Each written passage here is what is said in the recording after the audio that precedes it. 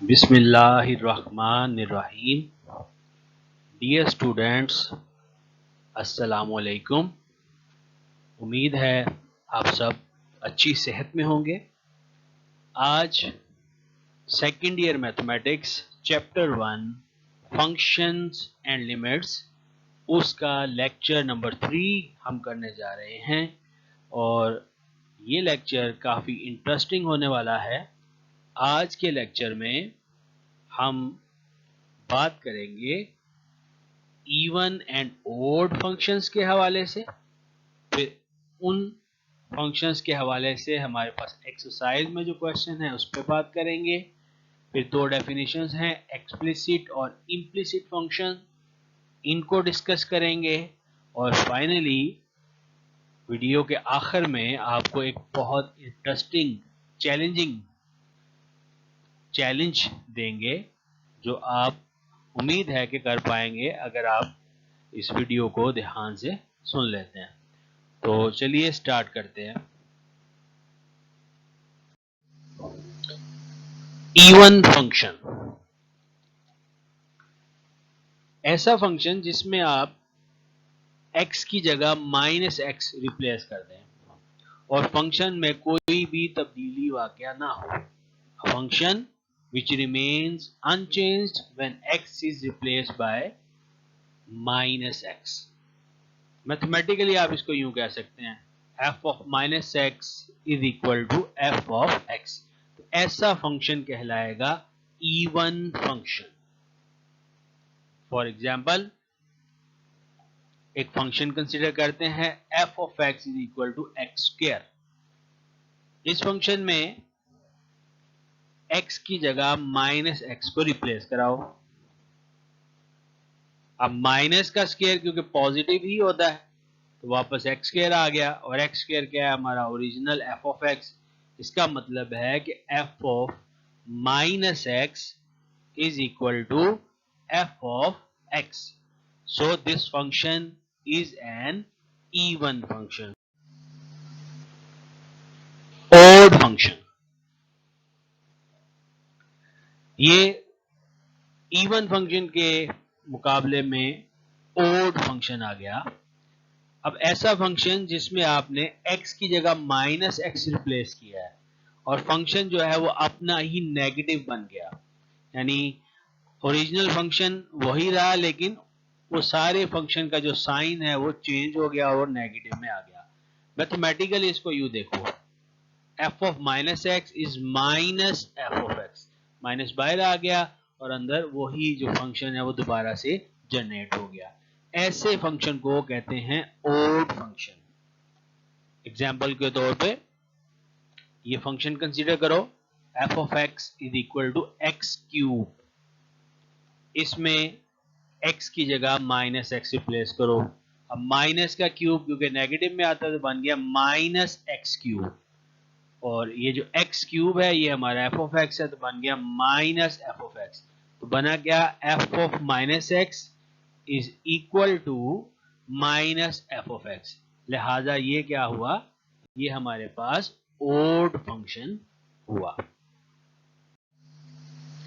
अब एक सिचुएशन है कि फंक्शन ना इवन है ना ओड है। अब ऐसा फंक्शन जो इन दोनों शर्तों को पूरा नहीं करता, यानी f of -x f of x के बराबर भी नहीं आता और f of -x minus of f of x के बराबर भी नहीं आता, तो ऐसी सूरत में हम क्या कहेंगे, ऐसी सूरत में हम कहेंगे ये ऐसा फंक्शन है जो ना इवन है ना ओड, या इसको हम मोर टेक्निकली ये कहेंगे neither even nor odd function. Clear जी? तो ये हमारे पास आ गया even function and odd function. दोबारा से फिर बात कर देता हूं। इवन फंक्शन वो है जिसमें आपने x को -x से रिप्लेस किया लेकिन फंक्शन की सेहत पर कोई असर नहीं पड़ा। जैसे कि बहुत सारे स्टूडेंट्स जो हैं उनको जितना मर्जी समझा लें कि काम करना चाहिए मेहनत, तो उनकी सेहत पर कोई असर नहीं पड़ता, तो वो बेचारे भी इवन फंक्शन होते हैं। और एक आ गया जी ओड फंक्शन। ओड फंक्शन क्या है, जब इसको आप समझाओगे तो ये बजाय आपकी बात समझने के और उल्टे काम शुरू कर देगा, यानी नेगेटिव बाहर फेंक देगा, तो f of minus x is equal to minus f of x हो जाएगा। ठीक है, और जब ये दोनों सूरतें ना हो, यानी ना वो इवन है ना वो ओड है, तो फिर ऐसे फंक्शन को हम क्या बोलेंगे, neither even nor odd. Clear जी। अच्छा, टिग्नोमेट्री फंक्शन का हमने पहले लेक्चर के आखिर में जिक्र किया था। वो आपको पता भी है कि 6 टिग्नोमेट्री फंक्शन हमारे पास हैं, साइन, कोस, टेन, कॉट, सीकन, कोसीकन। अब उनमें से कौन से फंक्शन इवन हैं और कौन से फंक्शन ओड हैं, ये रिजल्ट आप फर्स्ट ईयर में पढ़ चुके हैं।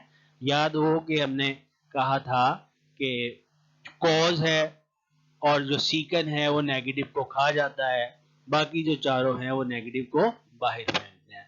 तो अब उन्हीं को हम यहां पर आके टेक्निकली क्या कहते हैं, इवन फंक्शन, यानी cos of minus x is cos x, तो cos हुआ इवन फंक्शन।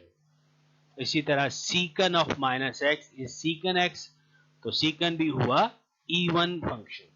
अब ओड फंक्शन में क्या है, sine of minus x, sine negative को बाहर फेंकता है तो साइन ओड फंक्शन है।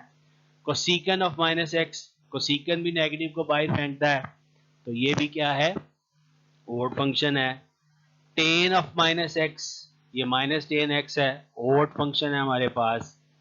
इसी तरह कोट ऑफ माइनस एक्स, ये माइनस कोट एक्स है, तो ये भी ओड फंक्शन है। तो 6 ट्रिग्नोमेट्रिक फंक्शन में से सिर्फ 2 फंक्शन यानी कोस और सीकन ये इवन फंक्शंस हैं, और बाकी के 4 साइन, कोसीकन, टेन और कोट ये हमारे पास ओड फंक्शंस हैं। क्लियर जी। अच्छा, what about inverse trigonometry and hyperbolic function. Inverse trigonometry functions के बारे में तो आप जानते हैं, फर्स्ट ईयर में आपने पढ़ा था। हाइपरबोलिक फंक्शन हमारे पास नेक्स्ट लेक्चर के अंदर आ रहे हैं। तो इनके लिए क्या रूल है कि इनवर्स ट्रिग्नोमेट्री फंक्शन कौन कौन से इवन है, कौन कौन से ऑड है, और इस तरह हाइपरबोलिक फंक्शन कौन से इवन है और कौन से ऑड है। तो इसके लिए सिंपल रूल मेरे पास ये है, both inverse trigonometry and hyperbolic functions follows the same rule for being even and odd as did trigonometry function। यानी जो रूल हमने ट्रिग्नोमेट्री फंक्शंस के लिए डिफाइन किया है कि कौन से इवन हैं और कौन से ऑड, लास्ट स्लाइड में जैसे कोस और सीकन इवन थे, इसी तरह इनवर्स में जब आते हैं तो इनवर्स कोस और इनवर्स सीकन ये इवन होंगे, बाकी के 4 क्या होंगे, ओड होंगे। और इस तरह जो हाइपरबोलिक फंक्शन है हमारे पास, sine hyperbolic, cos hyperbolic, tan hyperbolic, इसी तरह 6 के 6 उनका भी रूल यही होगा। जो साइन हाइपरबोलिक है, कोसीकन हाइपरबोलिक है, टेन हाइपरबोलिक है और कॉट हाइपरबोलिक है, ये ओड फंक्शंस होंगे हमारे पास। और जो कॉस हाइपरबोलिक है और सीकन हाइपरबोलिक है, ये हमारे पास क्या होंगे, इवन फंक्शन होंगे। तो अगर आप सिंपली सिर्फ ट्रिग्नोमेट्री फंक्शन के रूल को याद रख लें तो इन दोनों के रूल्स भी उन्हीं से आपको मिल जाएंगे। जी, अब जरा आपको एक एग्जांपल के साथ हम समझाते हैं। ये एग्जांपल नंबर 3 है बुक में, जो सॉफ्ट कॉपी मैंने आपको दी थी उसका पेज नंबर 12 है। जो वैसे प्रिंटेड फॉर्म में आपके पास बुक होगी तो एक्सरसाइज के ऊपर ही आपको ये एग्जांपल मिल जाएगी इवन एंड ऑड फंक्शन के बाद से। तो सवाल हमारा ये है कि आपको एक फंक्शन दिया गया है f of x is equal to cos x plus sine x. आपने बताना है क्या ये फंक्शन इवन है या ऑड है। तो देखते हैं, replace x bye minus x, जहां जहां एक्स था आपने वहां माइनस एक्स डाल दिया। अब ये cos of minus x, cos क्या करेगा, नेगेटिव को खा लेगा, साइन नेगेटिव को बाहर फेंकेगा। अब क्या हुआ, ये जो फंक्शन जनरेट हुआ है ये f ऑफ x के बराबर नहीं है, तो इवन होने की रेस से तो ये बाहर हो गया क्योंकि ये फंक्शन इवन नहीं है। x की जगह माइनस एक्स रिप्लेस करने से फंक्शन तब्दील हो गया। अब ये देखना है कि क्या ये ओड की तरफ तो नहीं गया। ओड की तरफ जाने के लिए इसमें हमें नेगेटिव कॉमन लेना पड़ेगा और फिर देखना पड़ेगा कि अंदर ब्रैकेट में क्या फंक्शन जनरेट होता है। चले नेगेटिव कॉमन लेके देख लेते हैं। तो आ गया minus cos x plus sine x. अब ये जो minus cos x plus sine x है ये एफ ऑफ एक्स के बराबर नहीं है, इसका मतलब है it is not equal to minus f of x. तो ओड से भी ये आउट हो गया। अब इवन भी नहीं हुआ, ओड भी नहीं हुआ, तो क्या ख्याल है आपका, फिर ये क्या होगा जी? बिल्कुल ठीक, ये ना इवन होगा ना ओड होगा।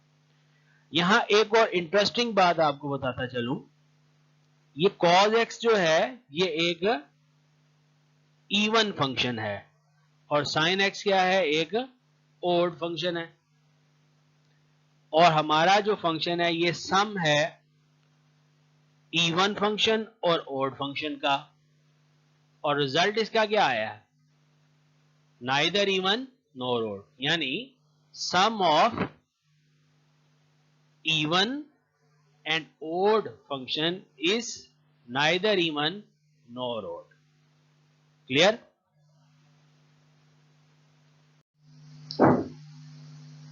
चले जी अब एक्सरसाइज की तरफ आते हैं। Exercise 1.1 question 9 part 1।